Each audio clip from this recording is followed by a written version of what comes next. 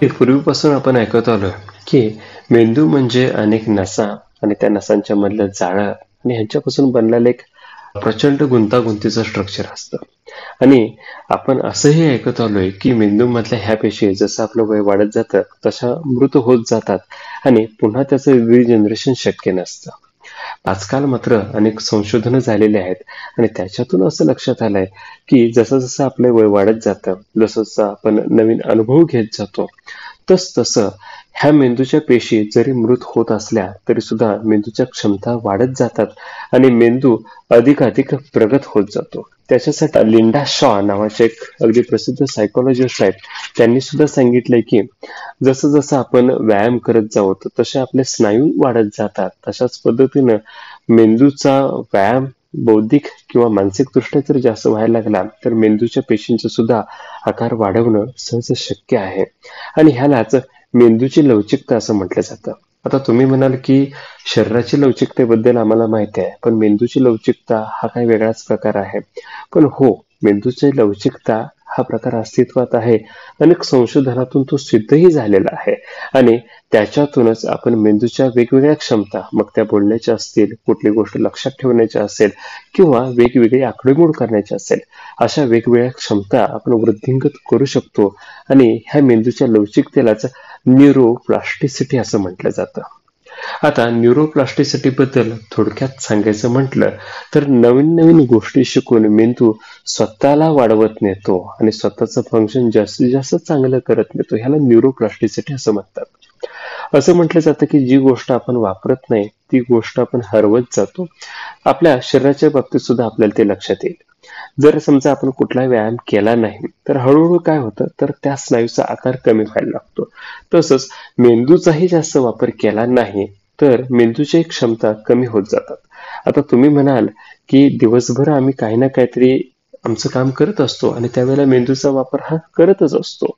मग मेंदूची क्षमता कशा बरं कमी होते? तर आपण दिवसभर शारीरिक काम जरी करत असलो तरी सुद्धा स्नायूंच्यासाठी आपल्याला वेगळं काहीतरी व्यायाम हा करावाच लागतो. तसंच मेंदूचा आपण दिवसभर कामामध्ये वापर जरी करत असलो तरी सुद्धा मेंदूच्या क्षमता वाढवण्यासाठी शारीरिक, मानसिक किंवा भौतिक स्वरूपात आपल्याला वेगळे कष्ट हे नक्कीच घ्यावे लागतात आणि हे वेगळे कष्ट घेतले तर आपण मेंदूला नुसतंच त्याचा शेप बदलून किंवा नुसत्याच त्याच्या क्षमता बदलून थांबत नाही तर आपण अगदी आणखी एक मेंदू तयार करून इतक्या क्षमता वाढवू शकतो. थोडक्यात ह्यालाच आपण न्यूरोप्लास्टिकच्या ऐवजी न्यूरोजेनेसिस हा शब्द वापरून इतक्या प्रचंड प्रमाणात आपण हे चांगले बदल घडवू शकतो. पण हे बदल घडवल्यानंतर नक्की होईल काय? तर हे बदल जेव्हा आपण घडवू त्यावेळेला ज्या काही गोष्टी होतील त्याच्यामध्ये सगळ्यात पहिली गोष्ट होईल ते म्हणजे आपली मेमरी पॉवर वाढेल. मेमरी म्हणजे काय? कुठली गोष्ट कलेक्ट करणे, ती रिटेन करणे आणि रिकॉल करणे ह्या क्षमता वाढतात. त्यानंतर आपलं अटेन्शन खूप चांगलं होईल. अटेन्शन एका स्पॉटलाइट सारखं असतं. ज्या गोष्टीवरती आपण स्पॉटलाइट टाकूत ती गोष्ट जशी इल्युमिनेट होते तसंच ज्या गोष्टीवरती आपण विचार करत आणि अटेन्शन देऊत ती गोष्ट जास्तीत जास्त चांगल्या पद्धतीने इल्युमिनेट व्हायला लागते. त्यानंतरची तिसरी गोष्ट आहे ती म्हणजे अवेअरनेस. अवेअरनेस हा व्हॅक्युम सारखा असतो. जसं आपण एखाद्या गोष्टीवरती व्हॅक्युम अप्लाय केला तर त्या गोष्टीच्या आजूबाजूला असणाऱ्या गोष्टी जशा एकत्र यायला लागतात तसं आपण एखाद्या विचारावरती किंवा कुठल्याही गोष्टीवरती जर अवेअरनेस ठेवला तर त्या आजूबाजूच्या सगळे विचार एकत्र यायला लागतात. ह्यालाच अवेअरनेस म्हणतात. ही अवेअरनेस स्किल आपल्याला न्यूरोप्लास्टिसिटी नंतर वाढलेली दिसून येईल. त्याचबरोबर मेंदूची फ्लेक्सिबिलिटी वाढेल. थोडक्यात आपण मेंदूच्या जे परम्युटेशन कॉम्बिनेशन करण्याच्या क्षमता असतात, तरतम भावाची जी जाणीव असते ती वाढायला सुरुवात होईल. त्याचबरोबर क्रिएटिव्हिटी वाढेल. डिपर सायन्स आपला जास्त चांगला ऍक्टिव्हिटी व्हायला लागेल. त्याचबरोबर आपल्या मेंदूमध्ये जे काही हिडन एरियाज आहेत ज्याचा आपण जास्तीत जास्त वापर कधी केलेला नसतो तो वापर जास्त चांगल्या पद्धतीने व्हायला लागेल. मेंदूचा डावा भाग आणि उजवा भाग ह्यांच्यातलं इंटरकनेक्शन चांगलं होईल. त्याचबरोबर मेंदूमध्ये ज्या असंख्य नसा आहेत त्या नसांच्या मध्ये स्वतःची इंटरकनेक्शन सुद्धा चांगलं व्हायला याच्यातून खूप मदत होईल. पण हे जे फरक आपण बघितले जे आपल्या न्यूरोप्लास्टिसिटीमुळे दिसतात हे फरक नक्की कसे दिसतील? कारण आपल्या व्हिडिओचा उद्देश असा आहे की न्यूरोप्लास्टिसिटीचा फायदा तर होईल पण तो फायदा आपण कसा करून घ्यायचा. तर त्यासाठीचे काय उपाय आहेत हे आणि त्या पद्धतीने थोडंसं फॉलो करायला सुरुवात करत. तर माझ्याकडे आपल्यासाठी आहेत 10 उपाय ज्यामुळे आपण न्यूरोप्लास्टिसिटी वाढवू शकतो. त्यापैकी सगळ्यात पहिला उपाय आहे तो म्हणजे फीड युअर ब्रेन. आपण जे काही खातो, जी ऊर्जा घेतो त्याच्यापैकी जवळपास 25% ऊर्जा ही आपल्या मेंदूलाच लागते.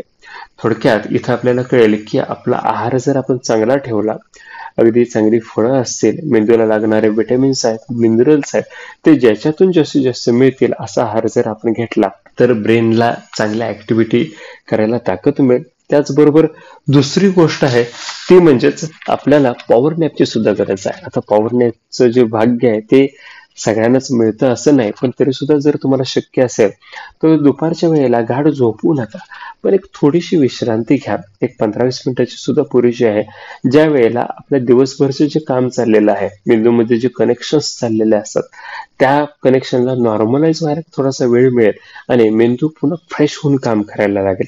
तिसरी गोष्ट आहे, कामातून ज्यावेळेला तुम्ही विश्रांती घ्याल किंवा एक काम सोडून ज्यावेळी दुसरं काम करायला लागाल त्यावेळेला एक काम डोक्यातून बाजूला ठेवा.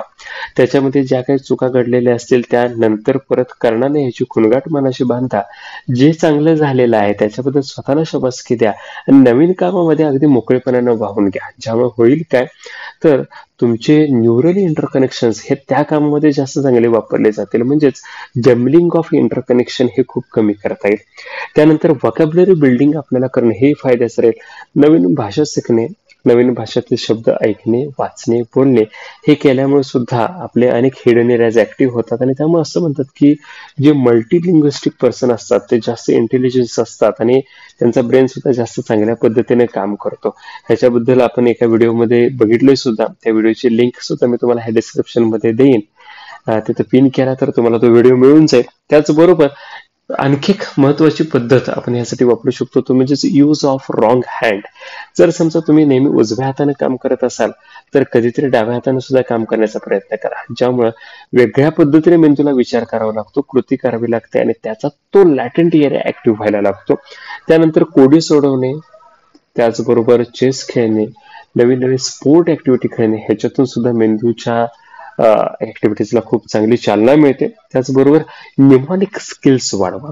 कुठली गोष्ट जर तुम्हाला शॉर्ट मध्ये समजून करायची असेल तर तुम्हाला ती गोष्ट डीप मध्ये समजून घेणं खूप गरजेचं असतं. म्हणजे थोडक्यात तुमच्या मेंदूला जास्त चालना दिली तर एखाद्या मोठ्या गोष्टीला आपण छोटं करू शकतो, सोपं करू शकतो आणि त्यावेळेला मेंदूचं खूप जास्त काम होतं आणि याच्यासाठी तुमचे निमॉनिक स्किल म्हणजेच छोटं आणि सोपं कुठल्याही ज्ञानाला जर करायचं असेल तर त्याचा प्रयत्न करत चला.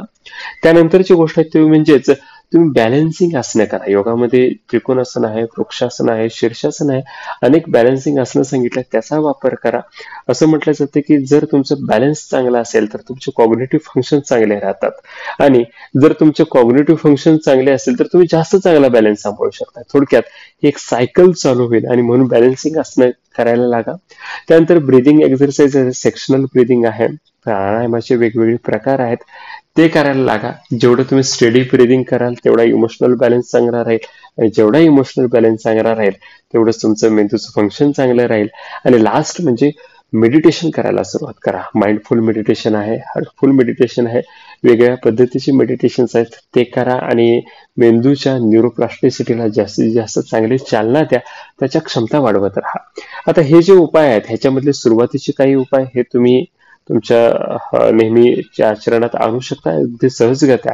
पण जर समजा तुम्हाला योगातले उपाय आहेत जसं की आसनं आहेत, प्राणायाम आहे, मेडिटेशन आहेत, ते शिकायचे असतील, अनुभवायचे असतील आणि तुम्हाला त्याबद्दल माहिती नसेल तर आमची ऑनलाईन योगा पेज असते सकाळी 6:15 वाजता.